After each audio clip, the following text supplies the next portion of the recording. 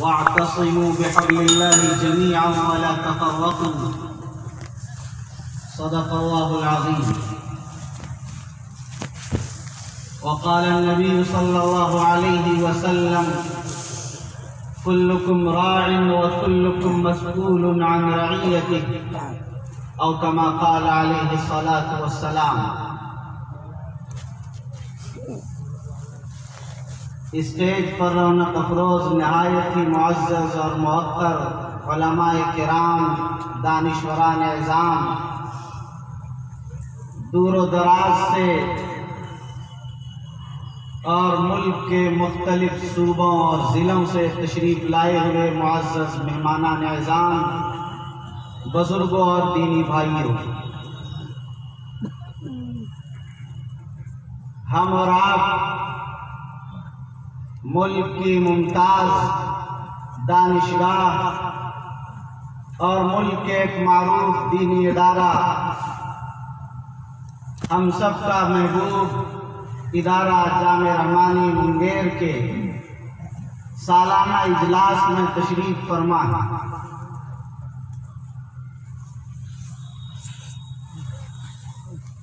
آپ حضرات کا یہ عظیم الشان مجمع انسانوں کا ٹھاٹھیں مارتا ہوا سمندر یہ بتاتا ہے کہ جامعہ رحمانی خانقاہ منگیر سے آپ کا کس قدر عقیدت مندانہ والہانہ رشتہ ہے۔ دعا فرمائے کہ اللہ تعالی شانہ ہم سب کی آمد کو قبول فرمائے۔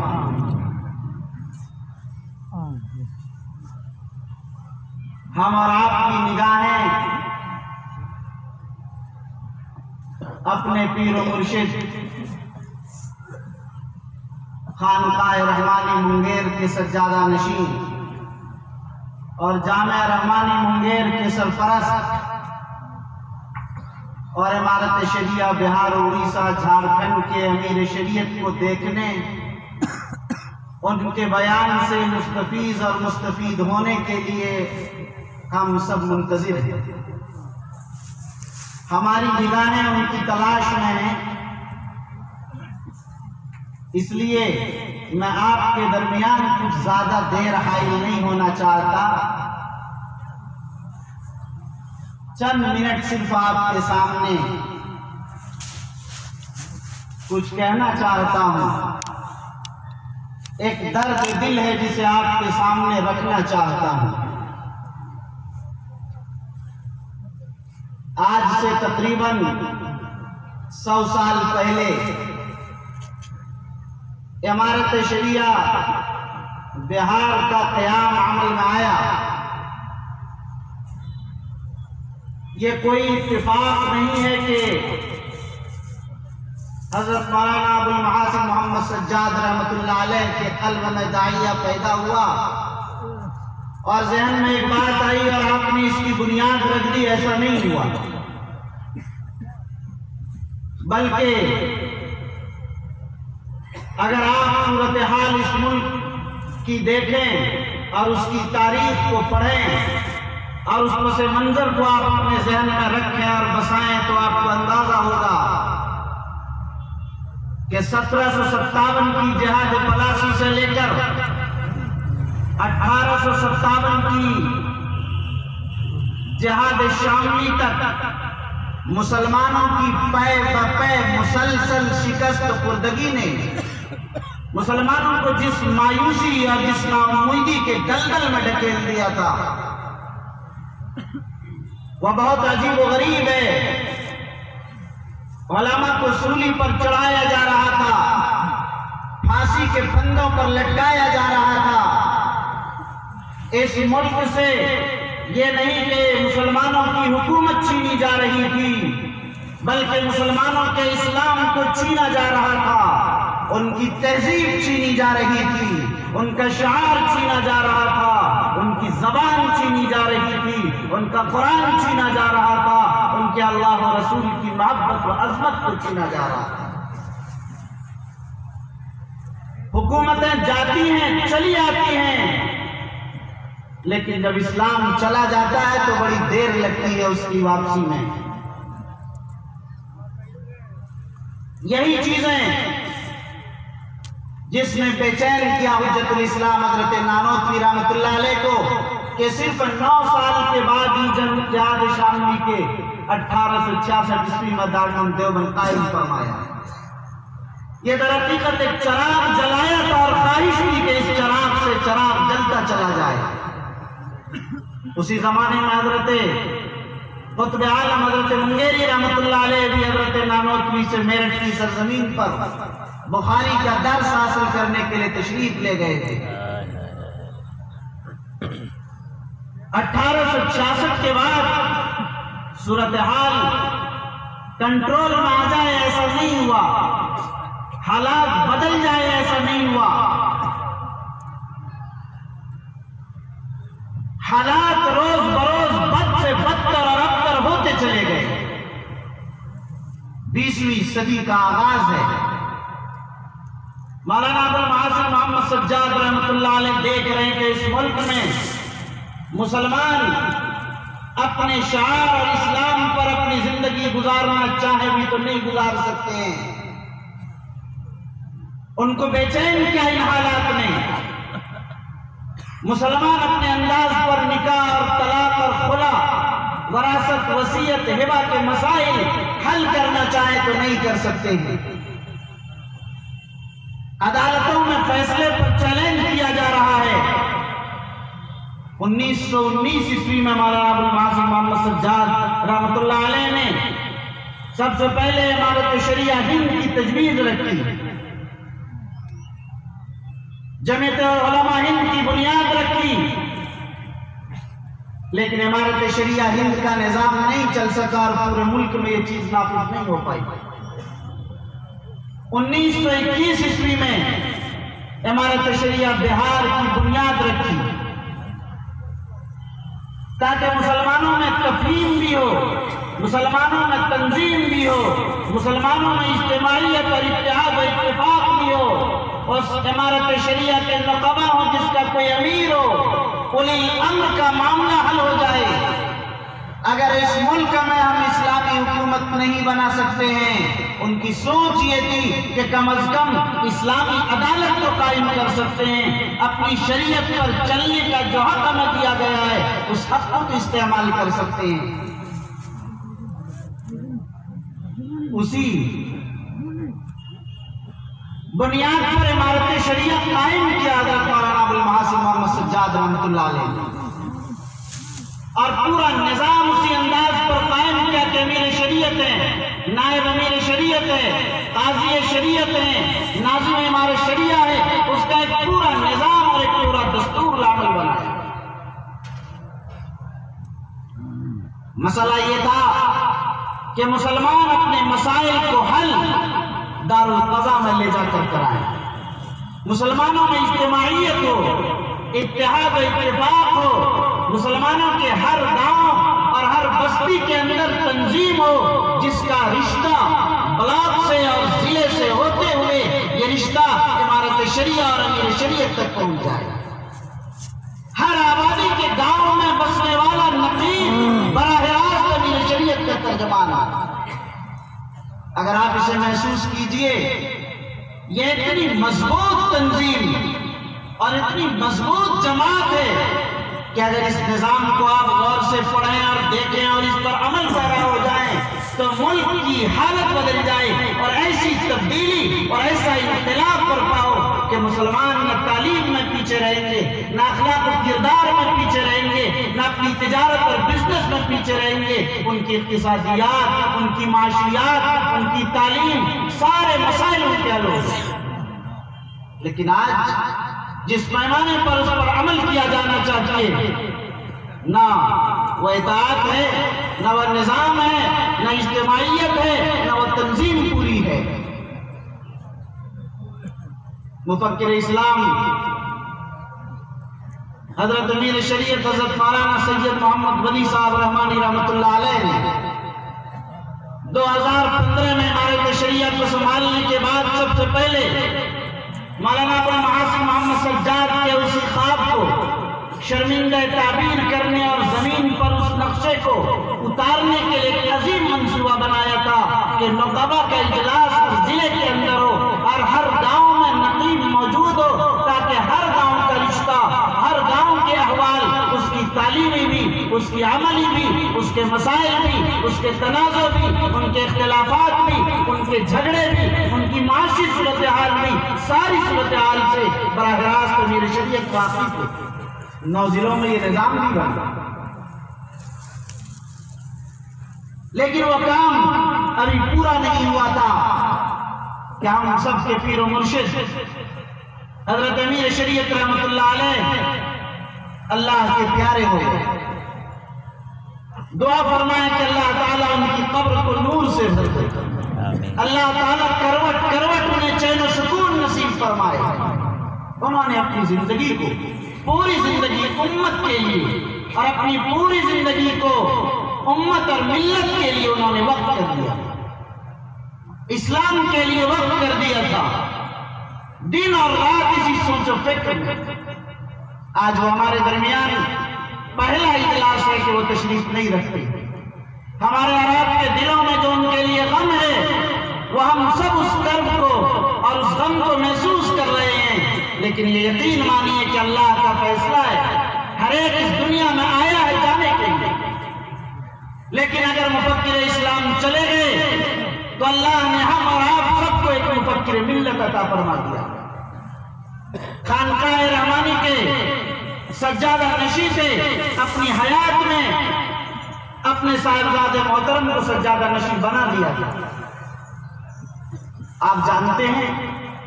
آپ سمجھتے ہوں گے کہ آپ نوجوان ہیں، آگے کا معاملہ کس طرح حل ہوگا؟ نسبتیں منتقل ہوا کرتی ہیں۔ ابھی آپ نے سنا حضرت مولانا یوسف صاحب کاندھلوی رحمۃ اللہ علیہ کے بارے میں، ایک دو مثالیں، سینکڑوں مثال۔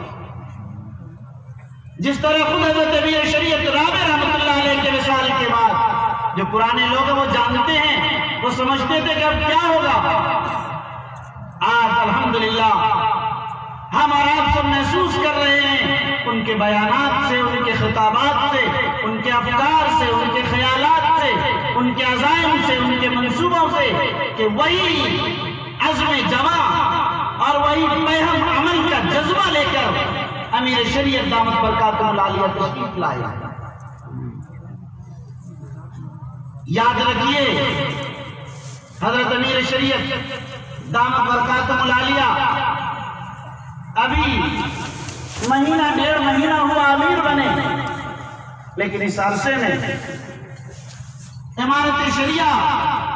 کو انہوں نے اپنا اوڑھنا بچھونا اس انداز سے بنایا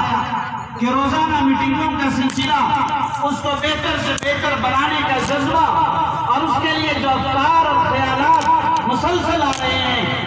تو آپ کو حیرت ہوگی ایک ایک جز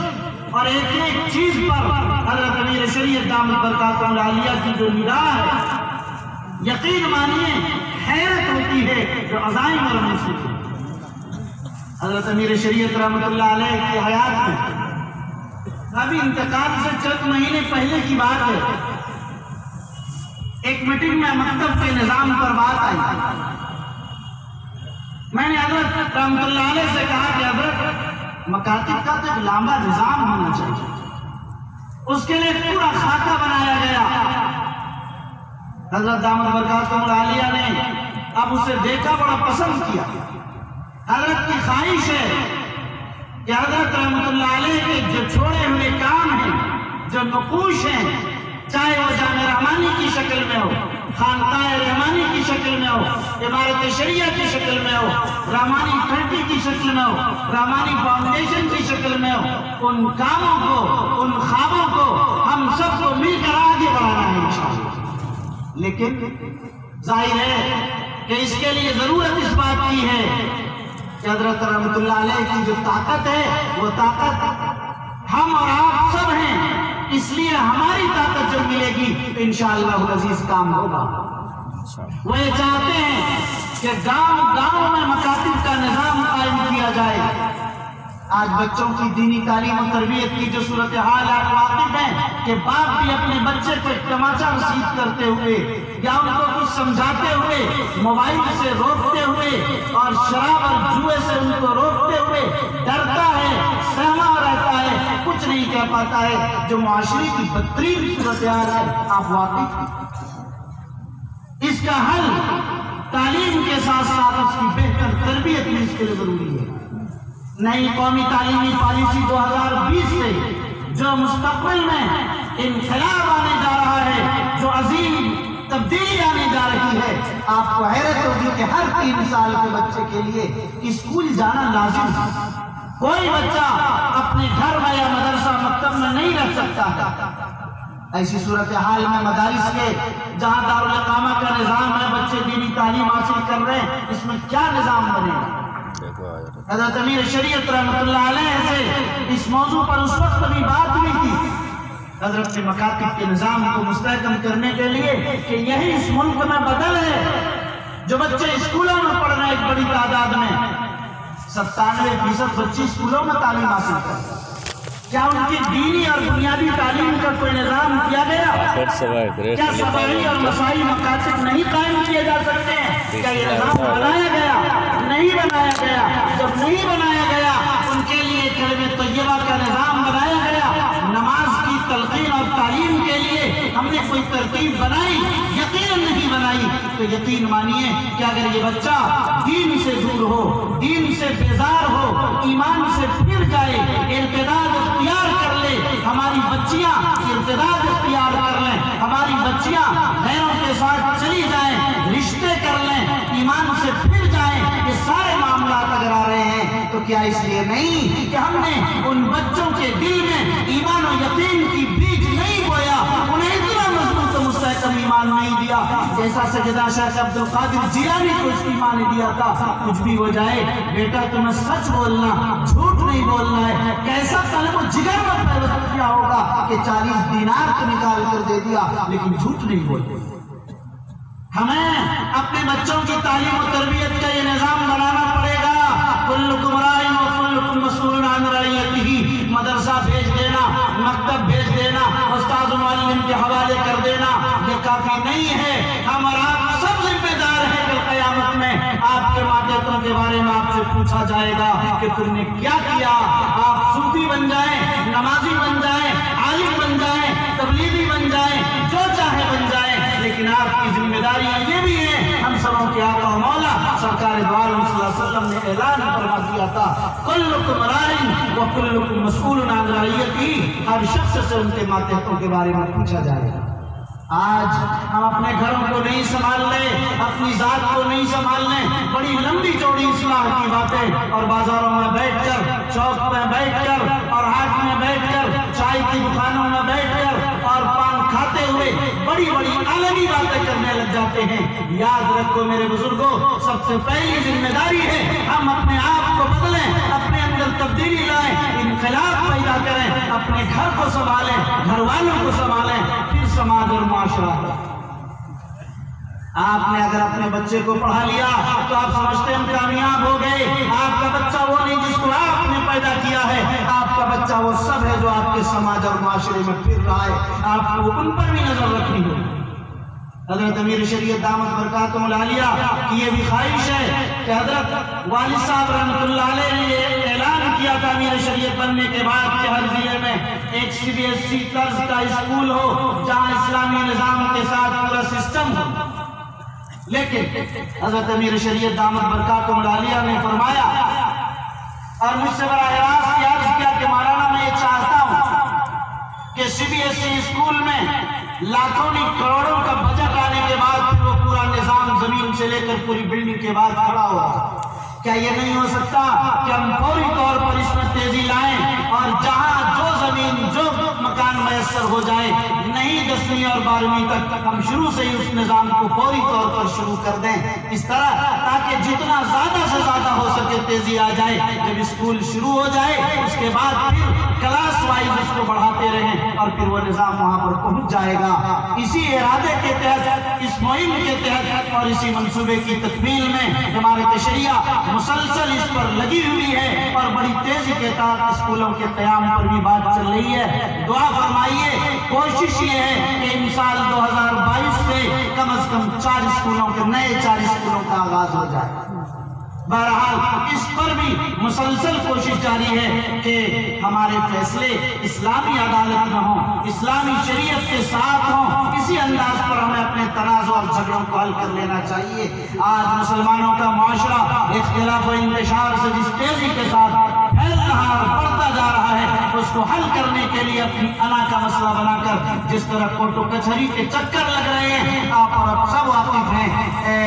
بہار، اڑیسہ، جھارکھنڈ اور بنگال کے مسلمانوں، یاد رکھو تمہاری سرزمین پر تمہارے اکابر نے باضابطہ امارت شریعہ کا قیام عمل میں لایا، اسی لیے آج 100 سال ہو گئے، اس کے باوجود تمہارا مزاج نہیں بن سکا کہ تمہیں اسلامی عدالت دارالقضا میں جانا چاہیے۔ ہر ضلع میں دارالقضا ہیں، آپ کہیں گے کہ دارالقضا اور کیوں نہیں قائم ہوتے؟ ہمارے لوگوں کے ارادے میں حضرت امیر شریعت نے قاضی صاحب دامت برکاتہ ان کو یہ کہہ دیا ہے کہ کم از کم اس سال 10 دارالقضا نئے قائم ہوں گے، جس کے بارے ابھی آپ نے سنا مفتی سہراب صاحب کی زمانی کہ ابھی 4 تاریخ کو بھی ایک دارالقضا کا افتتاح ہے، ایک 5 کو بھی افتتاح ہے، 2 کا بھی تھوڑے دن کے بعد پھر افتتاح ہے۔ 10 دارالقضا ایک سال میں قائم کرنے کا نظام ہے، لیکن آپ کا مزاج یہ نہیں بنا کہ آپ اپنے مسائل کو دارالقضا میں لے جائیں۔ سال بھر میں ہم جب دارالقضا کی رپورٹ مانگتے ہیں تو بعض دارالقضا ایسے ایک مقدمہ پورے سال میں آیا،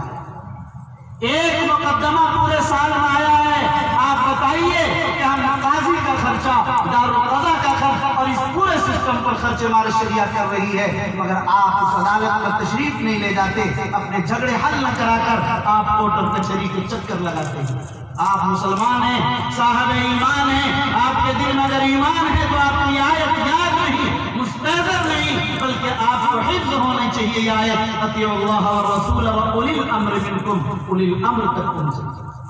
اور فرمایا فَإِن تَنَازَعْتُمْ فِي شَيْءٍ فَرُدُّوهُ إِلَى اللَّهِ وَالرَّسُولِ إِن كُنتُمْ تُؤْمِنُونَ بِاللَّهِ وَالْيَوْمِ الْآخِرِ۔ اگر تم لوگ اللہ اور اللہ کے نبی اور یوم آخرت پر ایمان رکھتے ہو تو تمہاری ذمہ داری ہے، اگر تم میں اختلاف اور جھگڑا ہو تو قرآن و سنت سے اپنے مسئلے کو حل کراؤ، اور وقت کے جو امیر ہیں اور اس کے متعین کردہ جو قضات ہیں ان قاضیوں کے پاس جا کر تم اپنے مسئلے کو حل کراؤ۔ اس لیے آج کا میرا یہ پیغام ہے، اے مسلمانوں، اے اسلام کے ماننے والوں، اے کلمہ طیبہ لا الہ الا اللہ کے پڑھنے والوں، اے اسلام کے غیور فرزندوں، یہ پیغام لے کر جاؤ کہ امارت شریعہ کا اصل نظام دارالقضا کا ہے۔ اس دارالقضا کے تحت اپنے سارے چھوٹے بڑے فیصلے کراؤ، چاہے وہ نکاح کا ہو، طلاق کا ہو، خلا کا ہو، جو مسائل بھی، جو جھگڑا بھی چھوٹا سے بڑا ہے، آپ کوٹ کچہری نہ جائیں، مزاج بنائیں اور اپنی آبادی میں اس بات کو طے کریں، ہر ایک پر لازم کریں، اپنی پنچایت کے اندر، اپنی آبادی میں ہر آدمی کو دارالقضا جانا ہے۔ یہ کریں گے، ضرورت بڑھے گی، بڑھتی جائے گی، دارالقضا کا نظام بھی بڑھتا چلا جائے گا انشاءاللہ۔ اخیر میں مجھے یہ بات عرض کرنی آپ حضرات کے سامنے کہ امارت شریعہ کے بارے میں ایک طبقہ یہ سمجھتا ہے کہ امارت شریعہ صرف چاند دیکھنے کا رؤیت ہلال کے لیے امارت شریعہ قائم ہوئی ہے، کہ اب عید کا چاند اور رمضان کا چاند امارت شریعہ کیا کہتی ہے اسی کا انتظار ہے۔ اے مسلمانوں، یقین مانو کہ آپ در حقیقت نہ پڑھنا چاہتے، نہ صورتحال سے واقف ہونا چاہتے، نہ اپنی تنظیموں، اپنی جماعتوں جو صرف کلمہ واحدہ کی بنیاد پر جو عمارت بنی ہے، آپ اس کے لیے اس بات کو نہیں سوچتے۔ ہم صحیح صورتحال سے واقف ہوں کہ امارت شریعہ کے تحت آج سینکڑوں مکاتب چل رہے ہیں، آج 282 مدارس کا وفاق ہے، آج کئی اسکولز اس کے چل رہے ہیں، کئی ITIs چل رہے ہیں، کئی ہاسپٹل اس کے چل رہے ہیں۔ ظاہر ہے یہاں سے ہزاروں ہزار بیواؤں کو وظیفہ، تعلیم کے نام پر امداد، اسی طرح سے علاج کے لیے امداد اور نکاح کے لیے امداد، اور نہ معلوم کتنے میدانوں میں اس کا کام بڑی बड़ी तेजी के साथ फैल रहा है। आप देख रहे हैं कि अभी 10वीं क्लास की तैयारी के लिए जो कोचिंग सेंटर बनाए गए हैं, ये कोचिंग सेंटर दरअसल एक आइडियल है और एक नमूने के तौर पर इसे यहाँ हमारे शरिया में इसका आगाज किया गया है। इसमें अगर कामयाबी मिली इस रिजल्ट के बाद 2022 में शुरू साल से ही जितनी तेजी के साथ जितना किया जा सकेगा पूरे 4 सूबों के अंदर इसको फैलाया जाएगा इंशाअल्लाह। याद रखिए हमारे शरिया का बड़ा फैला हुआ काम है, लेकिन लोग ये समझते हैं कामों के तहत कि रिलीफ का काम हमारे शरिया का बुनियादी काम है, जबकि हमारे शरिया का काम रिलीफ का काम बुनियादी नहीं, ये ज़िम्नी काम है कि कहीं सैलाब आ जाए, कोई हादसा आ जाए, कोई मामला आ जाए तो जाहिर है वहाँ पर भी ये जाकर इमदाद करती है, उनका ख्याल करती है। ये असल ताक़ुज़ मुस्लिमीन खिदमत खल्क़ ये बुनियादी काम नहीं है। बुनियादी काम दर हकीकत ये है कि हम एक अमीर की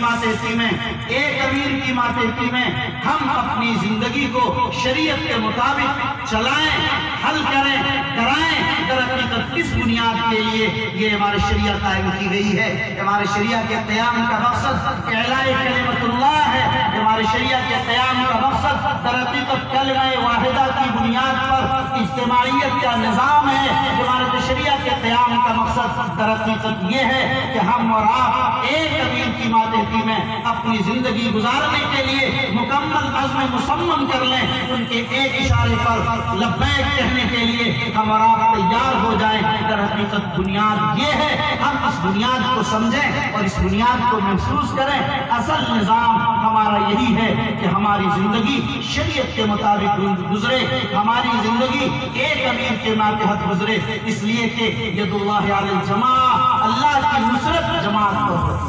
मन शद्द फिन्नार, जो जमात से अलग हो जाए वो जहन्नम में चला जाता है। इसीलिए इस्लाम का मिजाज ये है कि अगर वो अपने सफर करे, 3 आदमी सफर करे, अपने सफर का अमीर एक शख्स को बना ले, बगैर अमीर के कोई काम किसी वक्त न करे, तो आप अपनी जिंदगी बगैर अमीर के कैसे? बड़े खुशनसीब हैं अहले बिहार और झारखंड, उड़ीसा, बंगाल जिनकी इमारत शरिया कायम है और इमारत शरिया के मातहत अमीर के मातहत में जिंदगी वो गुजार रहे हैं। बड़ी खुशनसीबी की बात है। अल्लाह ताला हम सबको और हम सबके इमारत शरिया के निज़ाम को हम सबको समझने और अमीर की मातहती में जिंदगी गुजारने की तौफीक दे और अमीर के मातहत जिंदगी गुजारने को हम सबको फख्र महसूस करने की तौफीक अता फरमाए।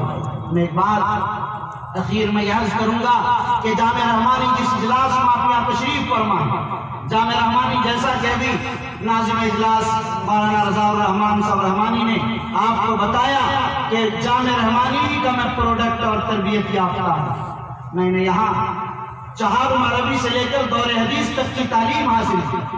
हज़रत अमीर शरीयत साहब रहमतुल्लाह अलैह की तरबियत में मैंने अपना वक्त गुजारा। खानकाह रहमानी मेरे लिए मरकज़ रुश्द व हिदायत है। खानकाह रहमानी से मैं हज़रत अमीर शरीयत रहमतुल्लाह अलैह से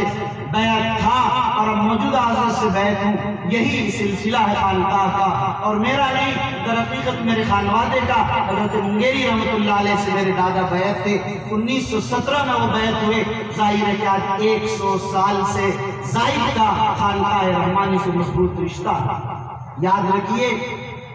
हम और आप सबका रिश्ता जामे रहमानी और खानकाह रहमानी से सिर्फ इस बुनियाद पर है कि अल्लाह के एक ऐसे अजीम बंदे ने ईसार के साथ अपने वतन को छोड़कर सब कुछ कुर्बान करके यहाँ पर उन्होंने एक चिराग जलाया था और उस चिराग की बुनियाद पर कितने कल्ब